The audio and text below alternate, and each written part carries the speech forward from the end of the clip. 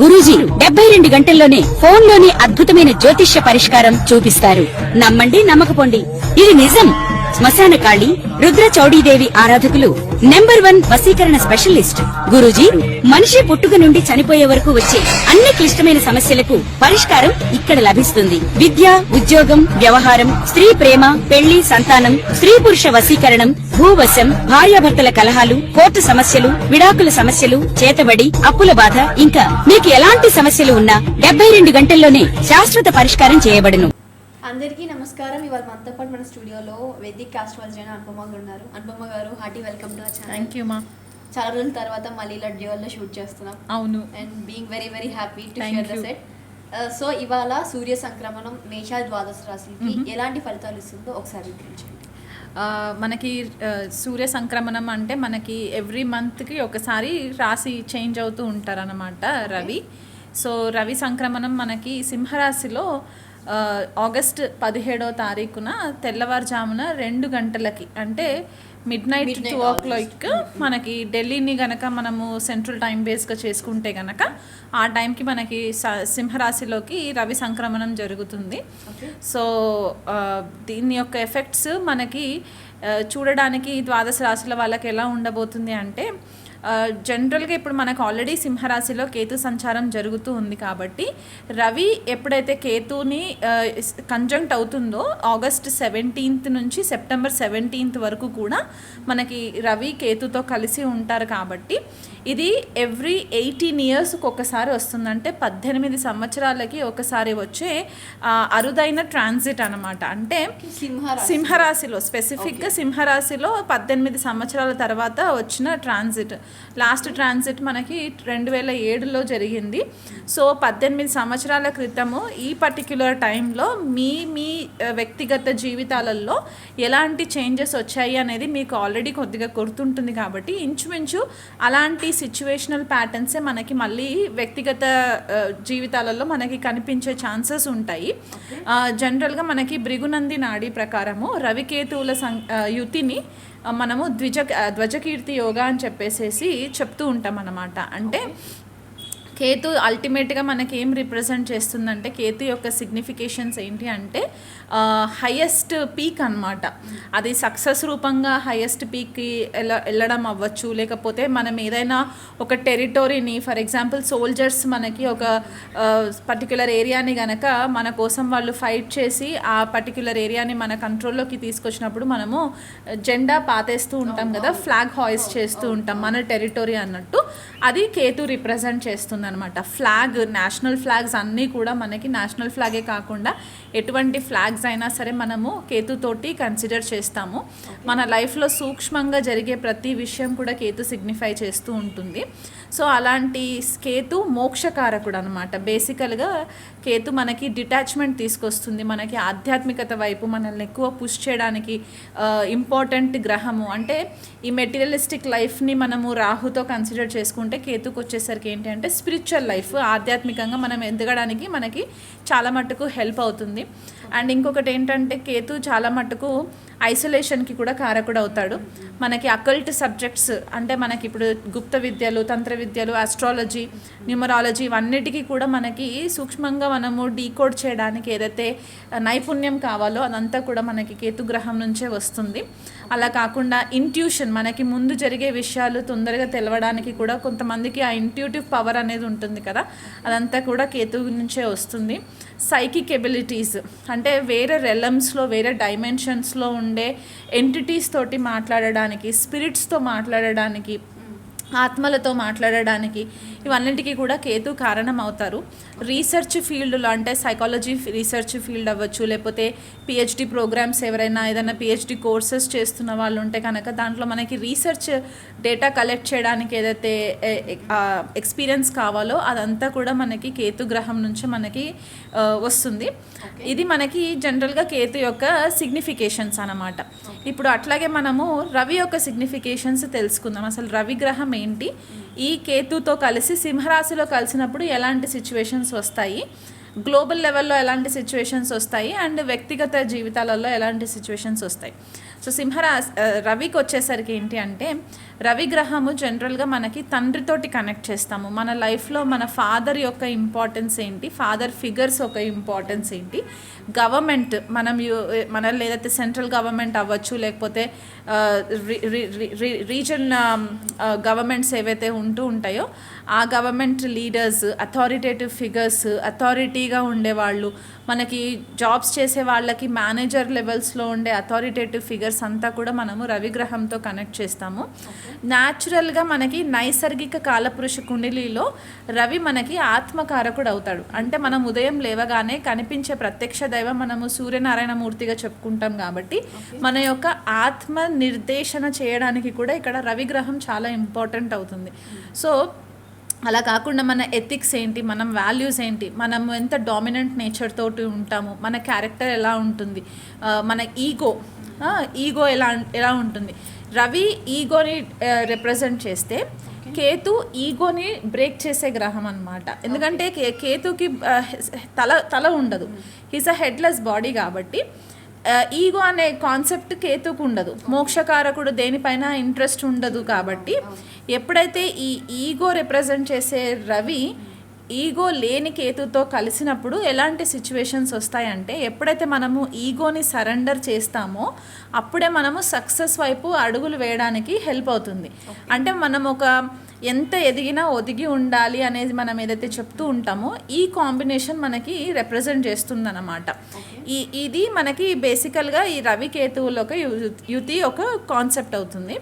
ఈ కాంబినేషన్ సింహరాశి. ఇప్పుడు సింహరాశి అంటే కూడా మళ్ళీ మనకి ఇక్కడ ఏం కనిపిస్తుందంటే government, national leaders, international leaders అవ్వచ్చు, మనకి రూలింగ్ పార్టీస్ ఎవరైతే ఉన్నారో అదంతా కూడా సింహరాశి కిందికే వస్తుంది. క్రియేటివ్ ఫీల్డ్, ఎందుకంటే నైసర్గిక కాలపురుష కుండలిలో సింహరాశి మనకి 5వ స్థానంగా చెప్తూ ఉంటాం కాబట్టి ఈ క్రియేటివ్ ఫీల్డ్, మన క్రియేటివ్ ఎబిలిటీస్ ఎంత ఉన్నాయి ఇవన్నీ కూడా సింహరాశి నుంచి కనెక్షన్ వస్తుంది. కాబట్టి ఒక రాయల్ సైన్, ఒక రీగల్ సైన్, ఒక అథారిటేటివ్ సైన్గా కూడా మనం సింహరాశి గురించి చెప్పుకుంటాం. కాబట్టి ఈ 3 కాంబినేషన్స్ని బట్టి మనకి ద్వాదశ రాశుల వాళ్ళకి ఎలా ఉండబోతుంది అనేది మనము విశ్లేషణ చేసుకుందాం. మేడం, ఇప్పుడు మేషరాశి వారికి ఈ సూర్య సంక్రమణం ఎలా ఉంటుందో ఒకసారి వివరించండి. మేషరాశి వాళ్ళకి పంచమాధిపతి 5వ స్థానంలోనే సంచారం జరగడము, ఆల్రెడీ అక్కడ కేతు గ్రహం కలిసి ఉన్నారు కాబట్టి ఈ రవి కేతువుల యుతి 5వ స్థానంలో జరగడం ఏంటంటే, మనకి 5వ స్థానము మంత్రస్థానంగా కూడా చెప్తూ ఉంటాం కాబట్టి వీళ్ళకి సడన్గా డీప్ స్పిరిచువల్ అవేక్నింగ్, అంటే ఒక సడన్ ఆధ్యాత్మికమైన మార్గంలోకి రావాలి అనే ఒక ఆలోచన. అంటే ఇదివరకు ఏవైనా డిస్టర్బెన్సెస్ కారణం చేత ఏదైనా సాధన మార్గంలో లేని వాళ్ళు ఇక మీదటైనా నేను చేయాలి అని అనుకుంటూ ఉంటారు కాబట్టి అలాంటి వాళ్ళకి ఈ పర్టిక్యులర్ సన్ అంటే రవి యొక్క ఎంట్రీ వల్ల ఏమవుతుందంటే వాళ్ళకి కొద్దిగా ఇంట్రెస్ట్ పెరుగుతుంది అనమాట ఆధ్యాత్మిక మార్గంలోకి రావడానికి. ఈ టైంలోనే మీకు గత జన్మలో ఎవరితోటైనా సరే మీకు గురువులు కనెక్టివిటీ ఉంటే కనుక సడన్ గా మీకు గురువు రూపంగా కూడా తారసపడడానికి చాలా ఛాన్సెస్ ఎక్కువ కనిపిస్తూ ఉంటాయి. అండ్ 5వ స్థానము మనకి క్రియేటివ్ ఫీల్డ్ గా కూడా చెప్తూ ఉంటాం కాబట్టి పిల్లలకి కూడా మనము సంతానం కొరకు కూడా ఈ స్థానాన్ని మనం చెప్తూ ఉంటాం కాబట్టి వీళ్ళు కానీ అంటే వీళ్ళకి ఎవరైనా మేషరాశి వాళ్ళ పిల్లలు ఎవరైనా గనక కొద్దిగా టీనేజ్ గ్రూప్ లో ఉన్న వాళ్ళు అయితే కనుక వీళ్ళకు క్రియేటివ్ స్కిల్స్ అనేవి కొద్దిగా పెంపొందించడానికి ఎక్కువ ఛాన్సెస్ కనిపిస్తూ ఉంటాయి. అలాగే మేషరాశి వాళ్ళు వ్యక్తిగతంగా కూడా ఒకవేళ క్రియేటివ్ ఫీల్డ్ లో ఉన్నా లేదా క్రియేటివ్గా ఏదైనా చేయాలనుకునే ఆలోచనలు కూడా అంటే కొంతమందికి ఏమవుతుందంటే డీప్ గా హైడ్ అయిపోయిన అంటే దాక్కునున్న హాబీస్ కొన్ని ఈ టైంలో వెలుగులోకి రావడానికి ఎక్కువ ఆస్కారం ఉంటుంది. భార్యాభర్తల మట్ల కొద్దిపాటిగా చిన్న స్లైట్ డిస్టర్బెన్సెస్, ఈగో క్లాషెస్ కనిపిస్తున్నాయి కాబట్టి ఒక రిలేషన్షిప్ లో ఈగో డామినెన్స్ ఉంటే కనుక రిలేషన్షిప్ కొద్దిగా డిస్టర్బ్ అయ్యే ఛాన్సెస్ ఉంది కాబట్టి ఈగోని కొద్దిగా మీరు సరెండర్ చేసుకున్నట్లయితే కనుక మీకు హెల్ప్ అవుతుంది. ఆ రిలేషన్షిప్ స్టేబిలైజ్ అవ్వడానికి కూడా ఛాన్సెస్ ఎక్కువ కనిపిస్తున్నాయి. అలా కాకుండా ఏదైనా ఇంపార్టెంట్ డెసిషన్స్ కనుక తీసుకోవాలి ఈ నెలలో తీసుకోవాలి అని అనుకున్న వాళ్ళు ఉంటే కనుక అవి మీకు ఫైనాన్షియల్గా కూడా ఒక పెద్ద స్థాయిలో సవాల్ లాగా ఉండే సిచ్యువేషన్స్ ఉంటే పెద్దవాళ్ళతో ఫ్యామిలీలో పెద్దవాళ్ళతోటి ఒక్కసారి సంప్రదింపులు చేసుకున్నట్లయితే మంచిది. ఇంకా మీకు బెటర్గా గైడెన్స్ కావాలి అనుకుంటే కనుక ఎవరైనా ఒక గురువులని కూడా మీరు సందర్శన చేసుకొని వాళ్ళ సలహాలు కూడా తీసుకోవచ్చు. అలా కాకుండా ఆఫీస్లో మేనేజర్స్తో కూడా కొద్దిపాటిగా జాగ్రత్త వహించండి. ఎందువల్ల అంటే రవి మనకి జనరల్గానే మేనేజర్స్ లీడర్స్ని మనకి అథారిటేటివ్ ఫిగర్స్ని రిప్రజెంట్ చేస్తుంది కాబట్టి ఇక్కడ కేతుతో కలిసి ఉన్నప్పుడు ఏమవుతుందంటే కొద్దిపాటిగా వాళ్ళతో కూడా మీకు ఈగో క్లాషెస్ వచ్చే ఛాన్సెస్ ఉన్నాయి. కాబట్టి ఆ విషయంలో కొంచెం కేర్ఫుల్గా ఉండండి. అపోహలకి లోన్ అవ్వద్దు, ఎందుకంటే ఆపోజిట్లో మనకి రాహు ఉంటాడు కాబట్టి ఆ యొక్క ఎఫెక్ట్ కూడా మనకి కనిపించే ఛాన్సెస్ ఉన్నాయి. మధ్యలో మనకి ఈ గ్యాప్ లోనే మనకి చంద్రగ్రహణం కూడా ఒకటి ఏర్పడుతూ ఉంది కాబట్టి దాని గురించి మనం వేరేగా ఎపిసోడ్ చేసుకుంటాము. కాకపోతే ఆ టైంలో కూడా మానసిక ఒత్తిడి కొద్దిగా పెరిగే ఛాన్సెస్ ఉంటాయి. కాబట్టి కొద్దిగా మీరు సంయమనం పాటించినట్లయితే గనక ఈ సిచ్యువేషన్స్ లో నుంచి బయటికి రావచ్చు.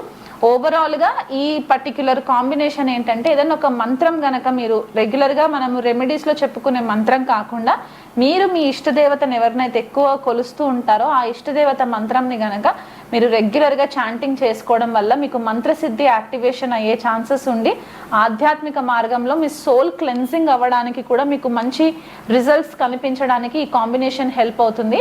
గత 18 సంవత్సరాలలో మీకు ఏవైనా అలవాట్లు ఉండుంటే కనుక ఆ అలవాట్లు ఇంకా మీదట మీకు అది కంటిన్యూషన్ లోకి రాకుండా కూడా కొన్నిసార్లు సిచ్యువేషన్స్ క్రియేట్ అవుతాయి. అంటే అది మంచి అలవాట్లు అవ్వచ్చు, చెడు అలవాట్లు అవ్వచ్చు, అవి కట్ అయిపోయి న్యూ బిగినింగ్ అనేది ఒకటి స్టార్ట్ అవ్వడానికి కూడా మీకు హెల్ప్ అవుతుంది. కాబట్టి దానిపైన కొద్దిగా మీరు అబ్జర్వ్ చేసుకుని గైడెన్స్ తీసుకున్నట్లయితే కూడా మీకు ఈ మేషరాశి వాళ్ళకి ఈ నెలంతా కూడా ఫేవరబుల్గా ఉంటుంది. ఈగోని వీలైనంత మట్టుకు సప్రెస్ చేసుకునే ప్రయత్నం చేయండి. ఓకే మేడం, ఇప్పుడు ఈ రాశి వాళ్ళు మీరు సూర్య సంక్రమణంతో పాటు ఈ కేతు గురించి కూడా డిస్కస్ చేశారు కాబట్టి ఒకవేళ చార్ట్లో వాళ్ళ అనుగ్రహం పరిపూర్ణంగా పొందాలనుకుంటే ఎలాంటి పరిహారాలు చేసుకోవచ్చో ఒకసారి వివరించండి. ఫస్ట్ రవికేతువుల సంక్రమణం జరుగుతుంది, యుతి ఏర్పడుతుంది కాబట్టి సింహరాశిలో వీళ్ళు ఖచ్చితంగా కూడా ఆదిత్య హృదయ పారాయణము వీళ్ళు కుదిరితే ఒకసారి ఉదయము సూర్యోదయం కంటే ముందు సూర్యుడికి అర్ఘ్యం ఇచ్చే టైంలో మనము ఆదిత్య హృదయ పారాయణం చేసుకోవచ్చు. మీకు సాయంకాలం కూడా వీలు కుదురుతుంది అని అనుకుంటే కనుక ఈవినింగ్ సూర్యాస్తమయం టైంకి కూడా మీరు ఆదిత్య హృదయ పారాయణం చేసుకోవడం వల్ల ఏమవుతుందంటే మీకంటూ ఒక సెల్ఫ్ ఇంట్రోస్పెక్షన్ జరగడానికి చాలా ఎక్కువ ఆస్కారం ఉంటుంది. ఆత్మ పరిశీలన అని చెప్పేసి మనం అంటూ ఉంటాం కదా, అంటే మనల్ని మనము సెల్ఫ్ ఇంట్రోస్పెక్షన్ చేసుకునే క్రమంలో మనకి ఆదిత్య హృదయం ఒకటి హెల్ప్ అవుతుంది. ఇట్లాంటి టైంలో కొద్దిగా ఈగో ట్రిగర్ అవ్వడానికి కూడా కొన్ని సిచ్యువేషన్స్ అరైజ్ అవుతూ ఉంటాయి. కాబట్టి ఈ ఆదిత్య హృదయ పారాయణం చేసుకోవడం వల్ల రవికి కొద్దిగా బలం చేకూరుతుంది. అలాగే కాకుండా ఇప్పుడు మనకి వచ్చేది గణేష్ చతుర్థి కాబట్టి ఈ గణేష్ ఉత్సవాలలో ఏవైతే మనకి 9 రోజులు లేకపోతే 11 రోజులు మనము మండపాలలో వినాయకుడిని కూడా పెడుతూ ఉంటాం. కాబట్టి దగ్గరలో మీకు ఎక్కడైనా సరే మండపాలు ఉంటే కనుక అక్కడ రెగ్యులర్గా అర్చన చేయించుకునే ప్రయత్నం చేయించండి. 11 days కూడా అవి ఏవి కూడా కుదరలేదు, ఏదైనా అబ్రాడ్ కంట్రీస్లో ఉన్నారు అని అనుకుంటే కనుక దగ్గరలో మీకు ఏవైనా టెంపుల్ ఫెసిలిటీస్ ఉంటే కనుక అక్కడ వినాయకుడికి ప్రతి బుధవారం రోజు కూడా మీ పేరు పైన అర్చనలు కనుక మీరు చేయించుకున్నట్లయితే మీకు అది కూడా వెసులుబాటు ఉంటే చేయించుకోండి.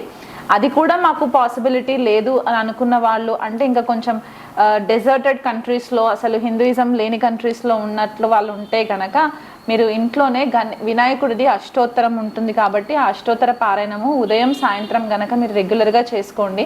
మేము తెలుగు సరిగ్గా చదవలేము అని అనుకునే వాళ్ళు ఉంటే గనక ఓం గం గణపతయే నమః అనే ఒక మంత్రాన్ని 108 సార్లు ఖచ్చితంగా పారాయణం చేసుకుంటూ ఉండండి ఉదయం సాయంత్రము. అలా కాకుండా సూర్య గాయత్రి మంత్రం కూడా మనకి అవైలబిలిటీ ఉంటుంది, మీరు గూగుల్ సెర్చ్ చేసుకున్నట్లయితే మీకు దొరుకుతుంది. అది కూడా మీరు ఒక 108 times చేసుకుంటే గనక ఇవి రెగ్యులర్గా ఈ నెలంతా కూడా మీరు చేసుకోవడంతో పాటు మీ పితృదేవతలని ఎవరైనా మీ ఫ్యామిలీలో మీ పేరెంట్స్ ఎవరైనా కాలం చేసిన వాళ్ళు ఉన్నా, లేకపోతే మీ తాతయ్యలు అమ్మమ్మలు ఎవరైనా కాలం చేసిన వాళ్ళు ఉంటే గనక వాళ్ళని స్మరించుకోండి. ఎందుకంటే రవికేతువుల యుతి జనరల్గా మనకి యాన్సెస్ట్రల్ కర్మాస్ క్లియర్ చేసుకునే ఒక కాంబినేషన్గా కూడా మనం చెప్పుకుంటూ ఉంటాం. కాబట్టి మీ పితృదేవతలని రెగ్యులర్గా ప్రేయర్స్ చేస్తూ ఉండండి. వాళ్ళకి నైవేద్యం పెట్టవలసిన టైం వచ్చినప్పుడు వాళ్ళకి రెగ్యులర్గా దీపారాధన చేసి నైవేద్యం పెట్టండి. మీ కులదేవత లేకపోతే మీ గ్రామ దేవతని కూడా మీరు మర్చిపోకుండా వాళ్ళని రెగ్యులర్గా ప్రేయర్స్ చేసుకున్నట్లయితే కూడా ఈ నెలంతా కూడా మీకు రవి యొక్క బ్లెస్సింగ్స్, కేతు యొక్క బ్లెస్సింగ్స్ ఖచ్చితంగా మీకు మీ ఫ్యామిలీ పైన ఉండడానికి ఆస్కారం ఎక్కువ కనిపిస్తూ ఉంటుంది. ఓకే.